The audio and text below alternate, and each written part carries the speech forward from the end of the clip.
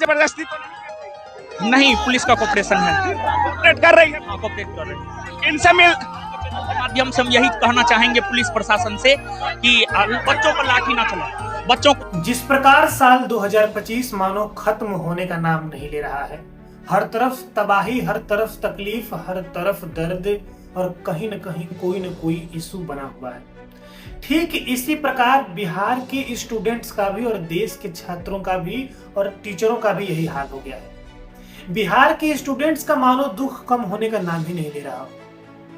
आज आपने पूरे दिन में ये खबर सुना होगा कि पटना के कई सारे शिक्षक और कई सारे बच्चे जो हैं वो धरना प्रदर्शन कर रहे हैं, सरकार के खिलाफ प्रोटेस्ट कर रहे हैं। और ऐसा नहीं है, आप सोच रहे होंगे ऐसे बहुत सारे लोग हैं जो ये कहेंगे कि छात्रों का काम है पढ़ाई करना, लेकिन छात्र फालतू में राजनीति कर रहे हैं, सरकार का विरोध कर रहे हैं। लेकिन सरकार क्यों सरकार के खिलाफ स्टूडेंट को सड़कों पर उतरना पड़ रहा है, उसका रीजन हम आपको बताते हैं।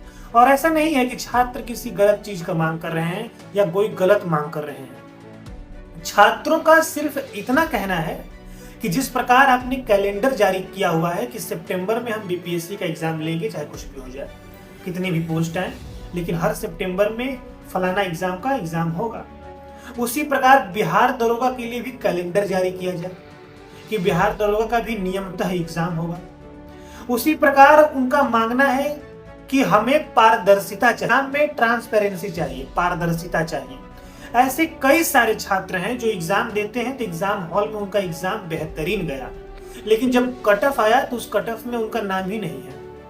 और बिहार में सबसे बड़ी खराबी यह है कि बिहार सरकार रिजल्ट नहीं जारी करती है। बिहार सरकार सिर्फ ये जारी करती है कि कौन सेलेक्ट हुआ और कौन अनसेलेक्ट हुआ। तो बच्चों का कहना है कि आप जो है हमारा रिजल्ट भी जारी कीजिए ताकि हम उसमें देख पाएं कि किस फील्ड में हम चूक गए हैं, कितना क्वेश्चन हमारा सही, कितना क्वेश्चन गलत, कितना मार्क्स हमने अचीव किया है। और ये कोई गलत बात नहीं है, ये बात बहुत सही है। ट्रांसपेरेंसी किसी भी एग्जाम में होनी चाहिए। और पिछले 2 साल से दरोगा की वैकेंसी नहीं आई है और मुख्यमंत्री जी बार बार इस बात का आश्वासन देते रहे हैं कि एग्जाम आएगा, सीट निकलेगा, नोटिफिकेशन जारी होगा, मगर अभी तक नोटिफिकेशन नहीं जारी हुआ है।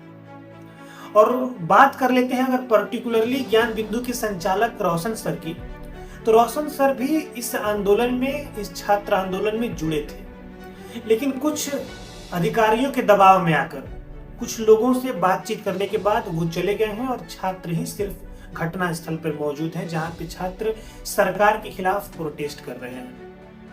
रोशन सर को वहां नहीं रखने के पीछे एक और सरकार का मंशा है, क्योंकि सरकार बहुत अच्छी तरीके से जानती है कि ये जो टीचर अगर आ गए तो बच्चों की संख्या दिन पे दिन बढ़ती चली जाएगी। इसीलिए पहले इस छात्र आंदोलन से, इस धरने से टीचर को दूर किया जाए, और यही कारण है कि उन्होंने रोशन सर को वापस भेज दिया है। अब जो भी उनके बीच में बात हो, आई डोंट नो, लेकिन कयास और उम्मीद यही लगाई जाती है। और स्टूडेंट की बात करें तो स्टूडेंट ने कोई गलत मांग नहीं की है, ये स्टूडेंट का राइट है। बाकी आप क्या सोचते हैं? अगर आपको लगता है कि स्टूडेंट को राजनीति में नहीं आना चाहिए तो आप गलत सोचते हैं, क्योंकि बहुत हो गया दूसरों से राजनीति। अब कुछ अच्छे लोगों के भी वक्त आने का समय हो गया है कि वो राजनीति में आए। बाकी आप क्या सोचते हैं कमेंट सेक्शन में जरूर बताइएगा।